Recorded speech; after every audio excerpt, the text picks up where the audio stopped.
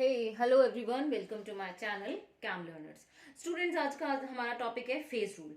अब phase rule की बात करते हैं। ये टॉपिक अगर देखा जाए तो इम्पोर्टेंट टॉपिक है ये आपकी। अभी देखो, ऐसा टॉपिक है जो क्लास 12 तक तो आपने नहीं पढ़ा होता, थोड़ा हाई एडवांस्ड केमिस्ट्री का टॉपिक है ये। इस टॉपिक में आप मेनली ये टॉपिक अपने ग्रेजुएट लेवल या फिर अगर आप इंजीनियरिंग कर रहे हैं तो इंजीनियरिंग लेवल पर आप इस सबको पढ़ेंगे। देखो, होता क्या है, बहुत ही कोशिश करूंगी ब्रीफ में आपको एक्सप्लेन करने की और आपको समझ में आ जाए एक्चुअली फेज रूल क्या क्या बताने की कोशिश कर रहा है, आपको क्या कहने की कोशिश कर रहा है। एक्चुअली बेसिक अगर बात करें इसकी, तो ये रिलेट क्या करता है, study of behaviour of heterogeneous system. यानी कोई भी हेट्रोजीनियस सिस्टम है, यहाँ पर वर्ड आया हेट्रोजीनियस। बेसिकली बात करें हेट्रोजीनियस की, यानी इस वर्ड की, तो ये वर्ड जो यूज किया जाता है, ये वर्ड यूज हेट्रोजीनियस का मतलब होता है डिफरेंट।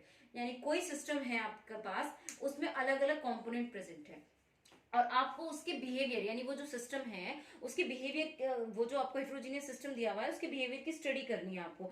यानी अगर जनरल वे में बताऊं आपको, तो आप फेज रूल की हेल्प से प्रेडिक्ट कर पाएंगे कि क्वांटिटेटिवली क्या इफेक्ट पड़ रहा है प्रेशर का, टेम्परेचर का, वॉल्यूम का, कंसंट्रेशन का, किसी भी हेट्रोजीनियस सिस्टम में।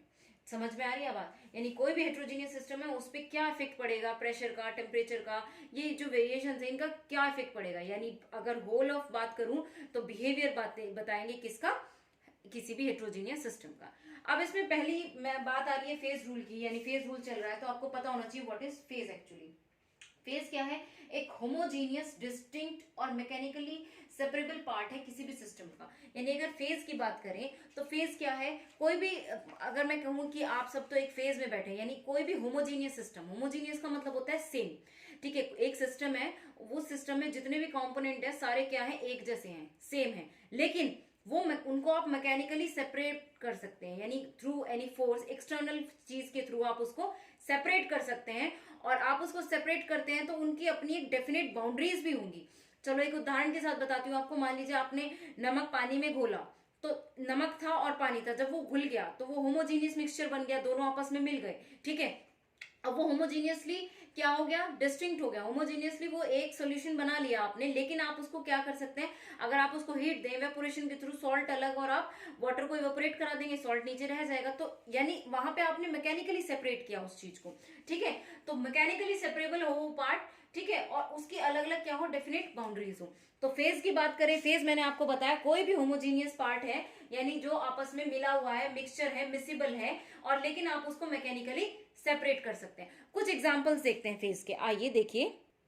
जैसे मान लीजिए आपके पास एक क्रिस्टल है किसी भी सब्सटेंस का। ठीक है, यानी एक क्रिस्टल है किसी भी सब्सटेंस का, तो वो क्या है, एक सिंगल फेज है। क्रिस्टल किसी भी सब्सटेंस का क्या मतलब है, मान लीजिए चीनी है, आपने चीनी का एक क्रिस्टल निकाल कर रखा, तो वो एक क्रिस्टल है ना, वो एक क्रिस्टल एक फेज बता रहा है, यानी वो एक चीज से जिससे बना है वो एक फेज है उसका। अगर ऐसे ही if the crystal of two substance are mixed, यानी मान लीजिए एक क्रिस्टल आपके पास चीनी का है और एक क्रिस्टल मान लीजिए नमक का है, उनको मिक्स करेंगे तो वो दो अलग अलग फेजेस हो गए। वहां पर वो दो फेज में एग्जिस्ट करेंगे, क्योंकि चीनी, अगर चीनी को और हम नमक को मिला दें तो दोनों अलग अलग तो दिखाई देंगे ना, फिर भी दोनों का क्या होगा, दोनों के फेजेस अलग अलग होंगे। लेकिन अगर एक क्रिस्टल, किसी एक क्रिस्टल ऑफ सब्सटेंस क्या है, एक सिंगल फेज है, यानी एक क्रिस्टल है किसी सब्सटेंस का, तो वो एक फेज दिखाएगा। अगर कि दो सब्सटेंस के क्रिस्टल है, वो दोनों आपस में मिक्स तो नहीं हो सकते ना, दे आर इमिसिबल, तो वो दोनों अलग अलग फेजेस दिखाएंगे। ठीक है, एक एग्जाम्पल लेते हैं, मिक्सचर ऑफ गैसेस। मान लीजिए आपके पास कोई भी दो गैसेस हैं, एक गैस आपके पास ए है और एक गैस आपके पास बी है। अब ए और बी दोनों क्या है, गैसेस है। अब एक बात बताइएगा आप, क्या गैसेस को आप अलग कर सकते हैं अगर हम उन्हें आपस में मिला दें? नहीं। अगर दो गैसेस है, एक ए है और एक बी है, और वो रूम में है तो इट इज इम्पॉसिबल कि आप दोनों गैसेस को इजीली सेपरेट आउट कर सके। तो हम वहां पर क्या कहेंगे कि अगर दो गैसेस हमारे पास, दोनों का मिक्सचर है, तो they are in one phase. तो वो किस में होंगी, वो एक फेज में होंगी। लेकिन मान लीजिए एक ए है और एक बी है, मान लीजिए ए के मॉलिक्यूल्स बहुत ज्यादा हैं बी से, तो उन दोनों में आपस में क्या होंगे, वेंडेवाल फोर्सेस होंगे। वेंडेवाल फोर्सेस मतलब आपस में जो उनके वेंडेवाल फोर्सेस होंगे, दोनों में वैसे तो फोर्सेस होंगे, लेकिन ए के मॉलिक्यूल ज्यादा है, तो मान लीजिए ए में वेंडेवाल फोर्सेस क्या हो रहे हैं, ज्यादा हो रहे हैं। तो क्या होगा कि जो वेंडेवाल फोर्सेस है, क्योंकि वो ज्यादा हैं, तो इस वजह से जो ए है, यानी कोई भी जिसके भी वेंडेवाल फोर्सेस जो ज्यादा लगा रहा है, जिसके क्रिस्टल ज्यादा है, वो लिक्विड में चेंज हो जाएगा अगर आप प्रेशर इंक्रीज कर रहे हैं। मैंने क्या बोला कि अगर आप प्रेशर इंक्रीज कर रहे हैं और ए के मॉलिक्यूल क्या है, मोर है, उनका वेंडरवॉल फोर्सेस ज्यादा हो रहा है तो वो किस में चेंज हो जाएगा, वो लिक्विड में चेंज हो जाएगा। अगर प्रेशर बढ़ाया, आपके पास मान लीजिए दो गैसेस ही हैं और आपने क्या किया, ये आपके पास एक वो था, वहां ऊपर से आपने प्रेशर बढ़ाया, ये एक बीकर है आपका मान लीजिए, ऊपर से आपने प्रेशर बढ़ाया, तो जैसे ही आप ऊपर से प्रेशर बढ़ा रहे हैं तो यहाँ पर दो गैसेस थी। अब मान लीजिए एक ए है और एक बी है यहाँ पर गैस प्रेजेंट, तो ए के मॉलिक्यूल ज्यादा है और वो आपस में ज्यादा वेंडोल फोर्सेज ऑफ इंटरेक्शन हो रहा है, तो जो ए होगा वो लिक्विड में कन्वर्ट हो जाएगा। तो जब ए लिक्विड में कन्वर्ट हो गया तो, और बी ऑलरेडी गैस है, तो यहाँ पर फेजेस कितने हो जाएंगे, 2 फेजेस हो जाएंगे। होप सो आपको समझ में आया होगा। मैंने जो बताया वेंडरवॉल फोर्सेस की वजह से बताया कि प्रेशर अगर हम ज्यादा लगाते हैं तो प्रेशर ज्यादा लगाने की वजह से प्रेशर बढ़ रहा है, और जो वेंडरवॉल फोर्सेस उसमें लग रहे हैं वो बहुत ज्यादा हो रहे हैं दो मॉलिक्यूल्स के बीच में, तो इस वजह से वो क्या होगा, एक मॉलिक्यूल जो होगा वो लिक्विड में कन्वर्ट हो जाएगा और जो हमारे फेजेस हो जाएंगे वो 2 हो जाएंगे। और एग्जाम्पल देखते हैं, देखिए मान लीजिए हमारे पास CaCO3 है, यानी कैल्शियम कार्बोनेट है, हम इसको क्या कर रहे हैं, हीट कर रहे हैं। कैल्शियम कार्बोनेट को मैंने आपको क्या बताया कि हम इसको क्या कर रहे हैं, हीट कर रहे हैं। जब हम इसको हीट कर रहे हैं तो हीट करने पे कैल्शियम ऑक्साइड और CO2 देता है। कैल्शियम कार्बोनेट हमारा किस में था, सॉलिड फॉर्म में था। कैल्शियम ऑक्साइड किस में, हमारा सॉलिड फॉर्म में, और CO2 क्या है, गैसियस फॉर्म में।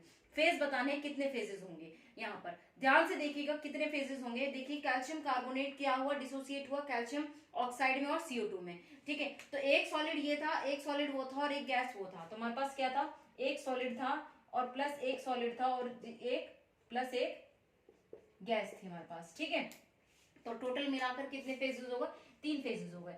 अब यहाँ पर ये 3 फेजेस क्यों हो रहे हैं, ध्यान से देखिएगा, क्योंकि ये सॉलिड और ये सॉलिड सॉलिड आपस में मिक्स तो होंगे नहीं, दे आर इनमिसिबल, तो एक फेज इसका अपना होगा, एक फेज इसका होगा और एक गैस, क्योंकि ना ये सॉलिड इस सॉलिड से मिलेगा ना ये सॉलिड गैस से मिलेगी, दोनों की सेम स्टेट तो है नहीं जो मिल जाएंगे। तो सेम स्टेट की भी बात नहीं है, बट यहाँ पर सॉलिड सॉलिड अलग रहेंगे और ये गैस अलग रहेगी, और ये क्या करेगी, ये 3 फेज फॉर्म कर लेगी, ठीक है। तो ये बहुत ही सिंपल और बेसिक एग्जाम्पल था। और एग्जाम्पल देखते हैं, देखिए आपके पास अब मान लीजिए एक हमने पोलर सॉल्यूशन लिया है, दूसरा भी पोलर सॉल्यूशन लिया है।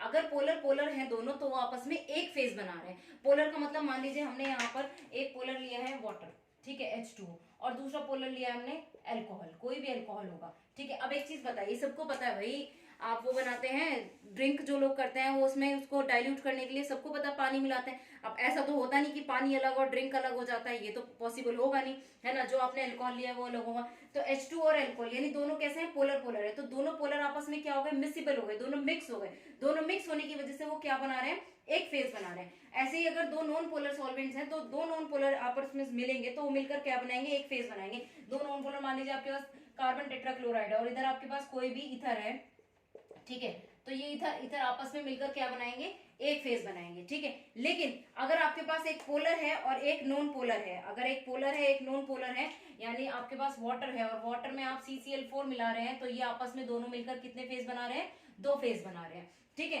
तो ये बहुत अच्छा एग्जांपल था कि दो पोलर पोलर कंपाउंड आपस में मिल रहे हैं तो मिलकर क्या बना रहे हैं, एक फेज बना रहे हैं। अगर दो नॉन पोलर कंपाउंड आपस में मिल रहे हैं तो ये मिलकर क्या बना रहे हैं, एक फेज बना रहे हैं। लेकिन अगर पोलर और नॉन पोलर है तो ये आपस में मिलकर क्या बना रहे हैं, 2 फेज बना रहे हैं।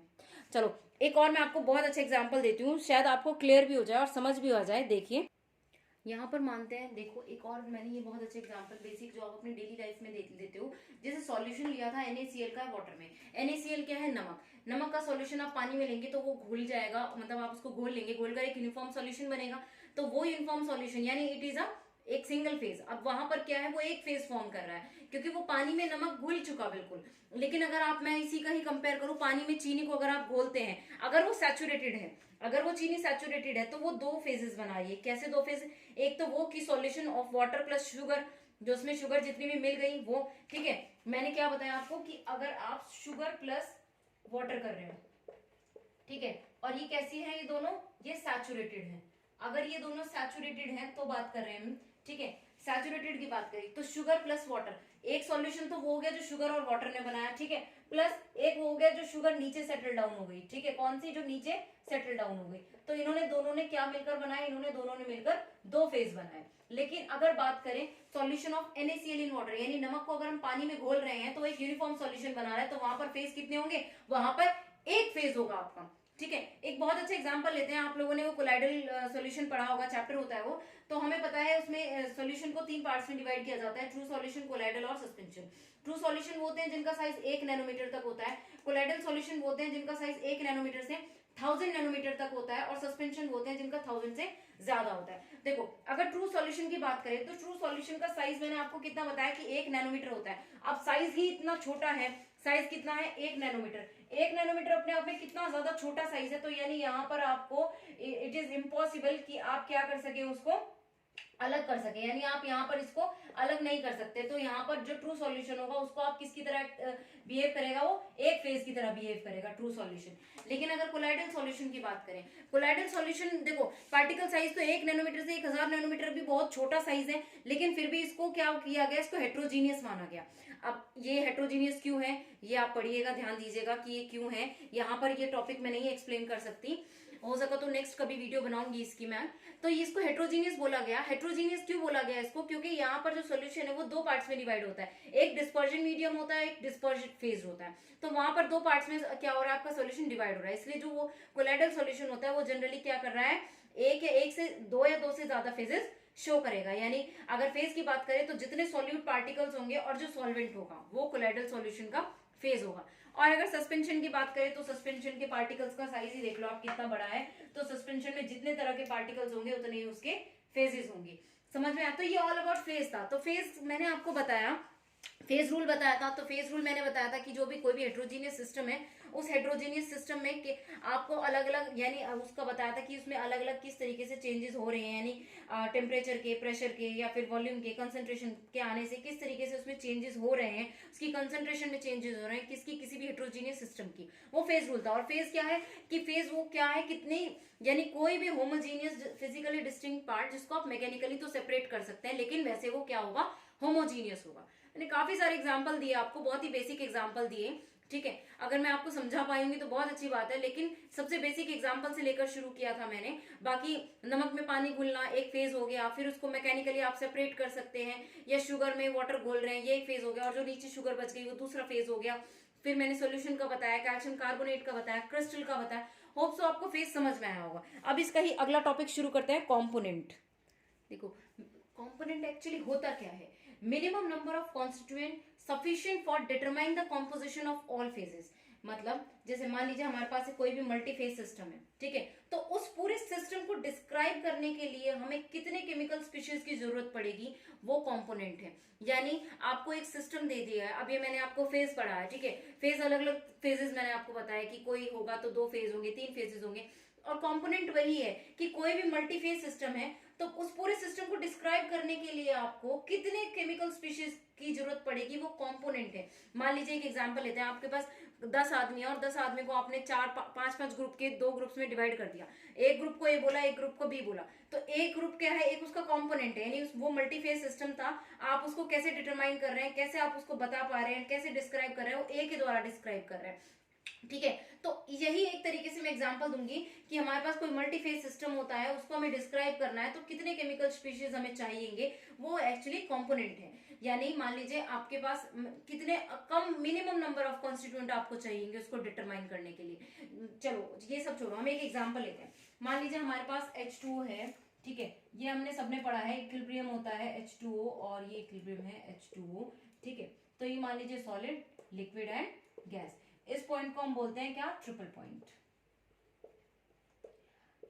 देखो H2 सॉलिड में था, लिक्विड में था और H2O गैस में था, ठीक है। तो इसको बोलते हैं हम लोग ट्रिपल पॉइंट। अब यहां पर मान लीजिए अब H2O है, मेन क्या है H2O, वो एक बार सॉलिड फॉर्म में है, एक बार लिक्विड फॉर्म में है और वो एक बार गैस फॉर्म में है, और तीनों क्या है, इक्विलिब्रियम कंडीशन में है। उतना ही सॉलिड लिक्विड में कंडीशन, उतना ही सॉलिड लिक्विड में कन्वर्ट हो रहा है, उतना ही लिक्विड गैस में कन्वर्ट हो रहा है, वापस गैस फिर वापस से कन्वर्ट हो रही है, यानी इक्विलिब्रियम में है। इक्विलिब्रियम का मतलब है जो टाइम के साथ जो चेंज नहीं होता, ठीक है।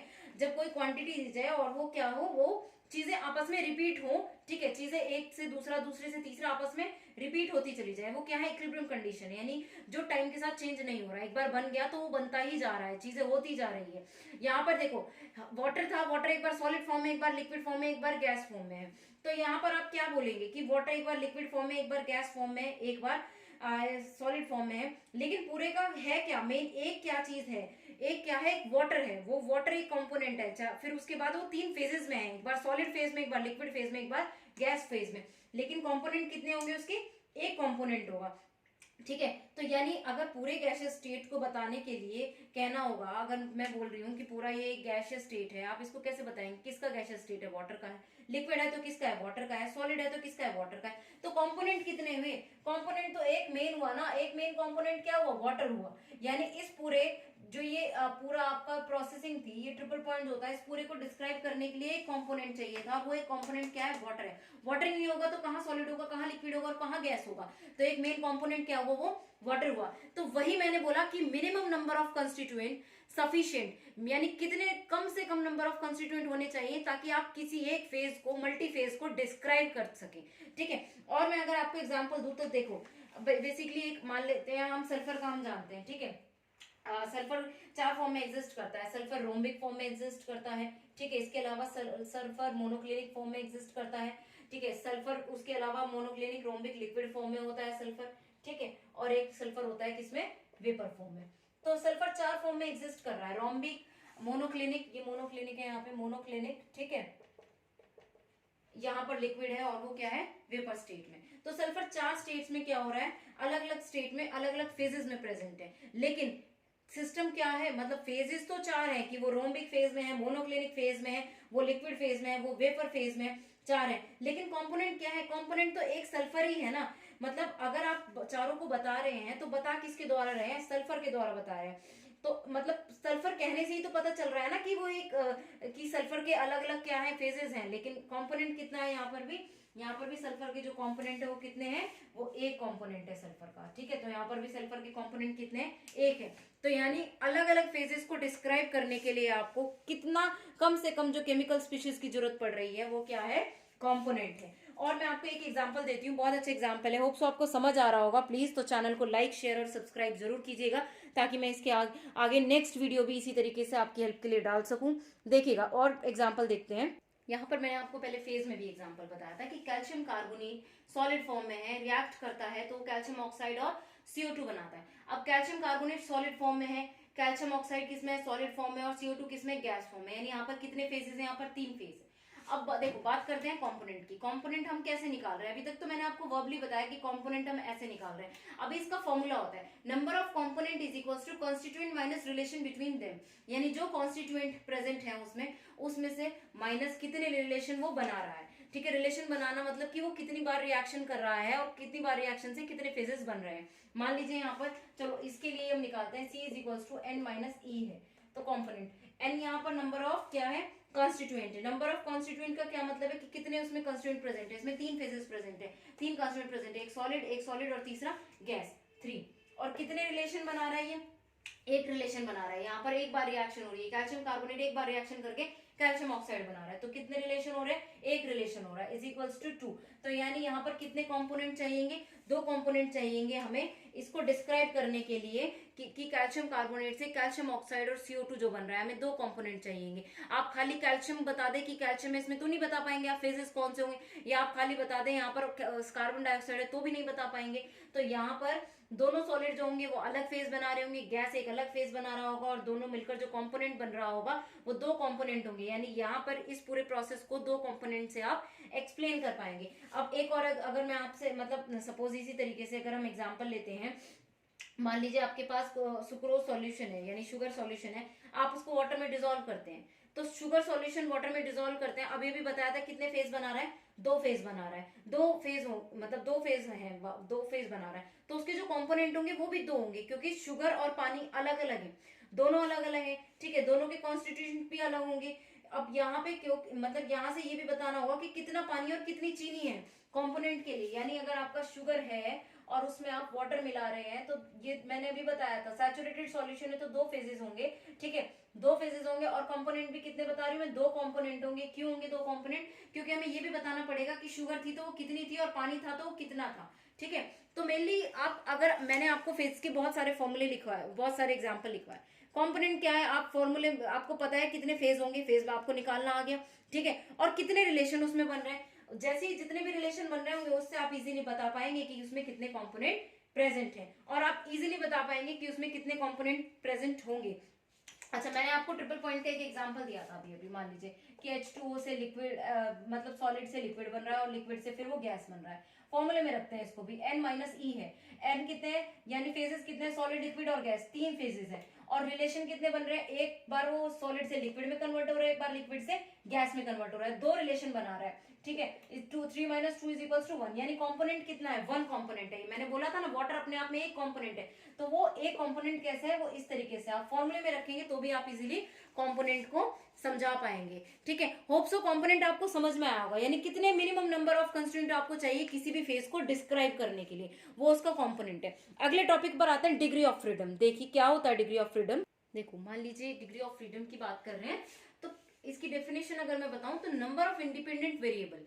इंडिपेंडेंट वेरिएबल का मतलब है कि अलग अलग कौन कौन से वेरिएबल आपको चाहिए, जैसे टेम्परेचर हो गया, प्रेशर हो गया, कॉम्पोजिशन हो गया, जिससे आप पूरे सिस्टम को डिस्क्राइब कर सके, स्पेसिफाई कर सके पूरे सिस्टम को।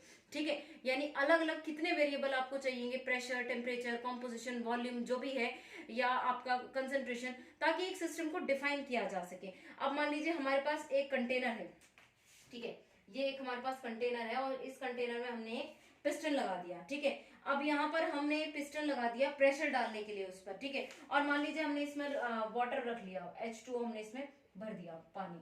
अभी पानी यहाँ पर मान लीजिए H2O जो है आपका, सॉरी पानी में बोल रही हूँ, H2O जो है आपका, ये वाटर जो है ये अभी सॉलिड फॉर्म में है।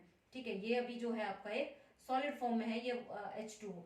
ठीक है, जैसे जैसे आप इसका प्रेशर बढ़ाते चले जाएंगे, यानी जैसे जैसे आप पिस्टन से इस पर प्रेशर डालते चले जाएंगे, ये जो सॉलिड फॉर्म होगी ये लिक्विफाई होना शुरू हो जाएगा, यानी जो H2O सॉलिड होगा ये लिक्विड में कन्वर्ट हो जाएगा। ठीक है, ये जो H2O सॉलिड है ये लिक्विड में कन्वर्ट हो जाएगा। क्यों, क्योंकि हमें पता है कि जो वॉल्यूम होती है सॉलिड का, वॉल्यूम क्या होता है, ज्यादा होता है किससे, लिक्विड के वॉल्यूम से। तो जैसे जैसे प्रेशर पड़ता है तो जो सॉलिड होता है वो लिक्विड में कन्वर्ट होना शुरू हो जाता है। तो यहाँ पर हमें इसे डिफाइन करने के लिए हमें ये देखना होगा कितना प्रेशर पड़ा, कितना टेम्परेचर पड़ा, कितना उसका कॉम्पोजिशन था, वही सब कुछ। अब ये आपको मतलब मान लीजिए आप ये सब किससे बता पाएंगे, PV is equals to NRT, आपने ये इक्वेशन पढ़ी होगी। तो PV is equals to NRT, यानी अगर आपको प्रेशर पता है, वॉल्यूम पता है, तो आप टेम्परेचर निकाल सकते हैं। आर क्या है, गैस कांस्टेंट हमेशा क्या रहता है, कांस्टेंट रहता है। ठीक है, या फिर आपको मान लीजिए टेम्परेचर पता है, वॉल्यूम पता है, तो आप प्रेशर निकाल सकते हैं। तो कोई भी 2 वेरिएबल आपको पता है तो आप तीसरा वेरिएबल उससे इजिली निकाल सकते हैं। ठीक है, तो यहाँ पर मतलब एक सिस्टम दिया गया आपको, उसका एक फेज इक्विलिब्रियम था, और हमें ये बताना है कि उसमें कितने वेरिएबल, मतलब उसको डिस्क्राइब करने के लिए हमें कितने वेरिएबल की जरूरत पड़ेगी। क्या मतलब उसको हमें कंप्लीटली डिस्क्राइब करना है तो हमें कितने वेरिएबल की जरूरत पड़ेगी। मतलब मान लीजिए हमारे पास एक बीकर है, ठीक है, उसमें जो वाटर है वो लिक्विड और गैस फॉर्म में है। तो इक्विलिब्रियम में अगर हमें पता है कि टेम्परेचर, मान लीजिए ये हमने पानी लिया, ये हमारा एक बीकर था। ठीक है, ये एक हमने कंटेनर लिया, इसमें हमने पानी, ये इस तरीके से वाटर भर दिया। अब हमें पता है हमारा वाटर क्या है, 100 डिग्री सेल्सियस पे है। अब एक बात, नॉर्मल सी बात है यार, अगर वाटर 100 डिग्री सेल्सियस पे है, यानी अब वो बॉइलिंग होना शुरू हो रहा है, बॉयल हो रहा है, उसका वो बॉइलिंग पॉइंट है। तो वो कब होगा 100 डिग्री सेल्सियस पे उसका बॉइलिंग पॉइंट, जब उसका प्रेशर कितना रहा होगा, 1 एटमॉस्फेयर रहा होगा। तो एक बहुत ही कॉमन सी बात है, यानी एक वेरिएबल हमें पता है, तो एक वेरिएबल अगर हमें पता है कि वो क्या है और हमें पता है इसकी कंसंट्रेशन कितनी है, तो तीसरा हम नेचुरली खुद ही निकाल लेंगे। जैसे मुझे पता था कंसंट्रेशन इतनी है, हमारा जो टेम्परेचर वो 100 डिग्री जा रहा है, तो एक नॉर्मल सी बात है कि भाई यहाँ पर जो एटमॉस्फेयर, यानी जो प्रेशर रहा होगा वो 1 एटमॉस्फेयर रहा होगा। तो अगर आपको कोई 2 वेरिएबल पता है तो तीसरा आप उसको इजिली निकाल सकते हैं। अब बात करते हैं कि जो डिग्री ऑफ फ्रीडम है ये आप कैसे निकालेंगे। देखिएगा, ये हम पता लगाएंगे गिब्स फेज रूल से। ठीक है, डिग्री ऑफ फ्रीडम हम देखते हैं गिब्स फेज रूल से।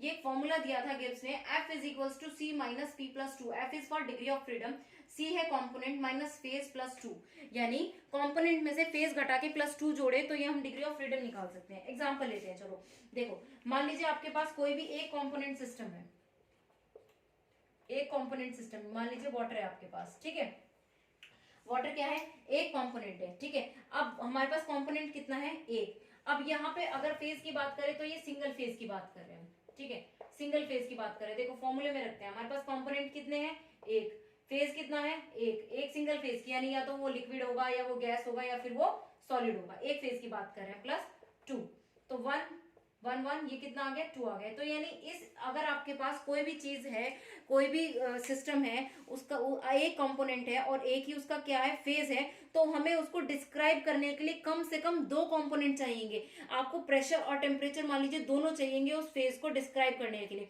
मान लीजिए वो लिक्विड फॉर्म में, तो आप वो लिक्विड फॉर्म में कब आया होगा, एक प्रेशर रहा होगा, एक प्रेशर की वैल्यू रही होगी, एक टेम्परेचर रहा होगा, तभी तो वो लिक्विड फॉर्म में आया होगा ना। तो एक कंपोनेंट सिस्टम के लिए हमें कम से कम 2 डिग्री ऑफ फ्रीडम चाहिए, यानी 2 वेरिएबल्स की जरूरत पड़ेगी, तब हम एक सिस्टम को एक्सप्लेन कर पाएंगे। और इस तरह के सिस्टम को, यानी जब हमारे पास 2 डिग्री ऑफ फ्रीडम आए, इस तरह के सिस्टम को बोलते हैं बाइवेरिएंट सिस्टम।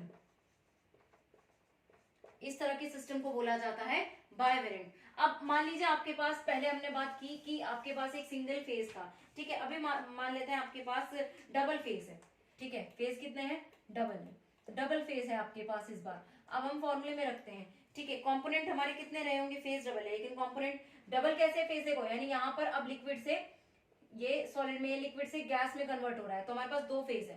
कंपोनेंट हमारे पास वापस C माइनस P प्लस 2 कर रहे हैं। कंपोनेंट कितना है, 1 है, बात कर रहे हैं वाटर की, ठीक है, 1 है। और फेज कितने हैं, 2 है प्लस 2। तो यहाँ पर हमें कितना, -2 + 2 कैंसिल आउट, यानी यहाँ पर हमें एक वेरिएबल की जरूरत होगी। अगर हमारे पास 2 फेजेस हैं तो सिर्फ अगर एक वेरिएबल हमें पता चल जाए, यानी अगर आपके पास लिक्विड से गैस में कन्वर्ट हो रहा है और आपको पता है कि टेम्परेचर 100 डिग्री रहा होगा, जब वो भाप बननी शुरू हुई होगी लिक्विड की, तो वहां पर टेम्परेचर 100 डिग्री हो रहा होगा, तो 100 डिग्री कितने पे रहता है, 1 एटमॉस्फेयर पे रहता है। तो अगर आपको एक डिग्री ऑफ फ्रीडम, एक वेरिएबल पता है, तो दूसरा आप अपने आप पता कर लेंगे। और इस तरीके को जब खाली एक आपका डिग्री ऑफ फ्रीडम हो, इसको बोलते हैं यूनिवेरिएंट या मोनोवेरिएंट, इसको बोलते हैं यूनिवेरिएंट, ठीक है। लेकिन अगर यहाँ पर अब बात करें हम 3 फेज सिस्टम की, यानी ट्रिपल फेज की, आपकी ट्रिपल फेज की बात करें, तो ट्रिपल फेज में क्या है, कंपोनेंट तो वही आपका, यानी इस बार सॉलिड से लिक्विड और लिक्विड से गैस फॉर्म हो रहा है। तो यहाँ पर component minus phase plus 2, component तो एक ही है, बात किसकी हो रही है, यहाँ पर वाटर की बात हो रही है। कंपोनेंट एक है, फेज कितने 3 है, और ये कितना है आपका +2, तो ये कितना आ गया हमारा 0। तो यहाँ पर ये क्या हो गया आपका, ये हो गया आपका इनवेरिएंट, इसको बोलते हैं इनवेरिएंट, यानी ऐसा पॉइंट जहां पर आपका सॉलिड लिक्विड में कन्वर्ट हो रहा हो, लिक्विड गैस में कन्वर्ट हो रहा हो, जिसको हम ट्रिपल पॉइंट भी बोलते हैं। इस तरह के पॉइंट पर आपको कोई भी वेरिएबल नहीं पता होता। क्यों, क्योंकि एक सिचुएशन आ जाती है जब सॉलिड लिक्विड में बदल रहा होगा और लिक्विड गैस में, और तीनों इक्विलिब्रियम में, तो वहां पर आप ऑलरेडी एक टेम्परेचर और ऑलरेडी एक प्रेशर सेट कर रखते हैं, तो वहां पर आपको कोई वेरिएबल पता लगाने की जरूरत नहीं होती, क्योंकि वो कंडीशंस आपको बनानी होती हैं कि इतने। अभी मैं नेक्स्ट वीडियो डालूंगी, उसमें वाटर सिस्टम पर डालूंगी, आपकी ये सारी चीजें क्लियर हो जाएगी, कंप्लीट कॉन्सेप्ट हो जाएगा आपका, क्रिस्टल क्लियर हो जाएगा कि जब ट्रिपल फेज आया तो 0 वेरिएंट आया। वो 0 वेरिएंट क्यों आया, क्योंकि हमने एक कंडीशन रखी थी, हमने एक स्पेसिफिक प्रेशर कर दिया था और एक स्पेसिफिक टेम्परेचर कर दिया था, उसी टेम्परेचर पर ट्रिपल पॉइंट आया था, यानी सॉलिड लिक्विड में और लिक्विड गैस में इक्विलिब्रियम फॉर्म में आ गए थे, तीनों आपस में कन्वर्ट होते जा रहे थे, ठीक है। तो ये ऑल अबाउट था डिग्री ऑफ फ्रीडम। तो इस वीडियो में हमने स्टार्टिंग में फेज रूल पढ़ा, फेज रूल मैंने ब्रीफ बताया आपको, फिर फेज बताया आपको, मैंने कॉम्पोनेंट बताया, एंड देन आपको डिग्री ऑफ फ्रीडम बताया। इससे नेक्स्ट वीडियो में आपका नेक्स्ट पार्ट में आप वाटर सिस्टम के बारे में पढ़ेंगे। वाटर सिस्टम में यानी किस तरीके से एक पूरा वाटर का सिस्टम है जहां पर सॉलिड लिक्विड और गैस का कन्वर्जन होता है, कितने डिग्री ऑफ फ्रीडम्स आते हैं, उसके क्या क्या कंपोनेंट रहते हैं, कैसे फेज चेंज हो रहा है, वो सब आपका अगली वीडियो में क्लियर हो जाएगा। क्योंकि वीडियो थोड़ी ज्यादा लंबी जा रही थी तो मैंने इस वीडियो में उसको नहीं कवर किया, वो टॉपिक मैं इंडिविजुअल बनाऊंगी आपके लिए। सो अगर आपको ये समझ में आया होगा तो प्लीज लाइक जरूर कीजिएगा, कॉमेंट कीजिएगा और बताइएगा कि आप सेटिस्फाई हैं। और साथ ही साथ मैं नेक्स्ट वीडियो जब डालूंगी तो नेक्स्ट वीडियो को जरूर फॉलो कीजिएगा, तो आपके ये तीनों पॉइंट्स बिल्कुल क्लियर हो जाएंगे। So thank you for watching, please do like share and subscribe to my channel. Thank you.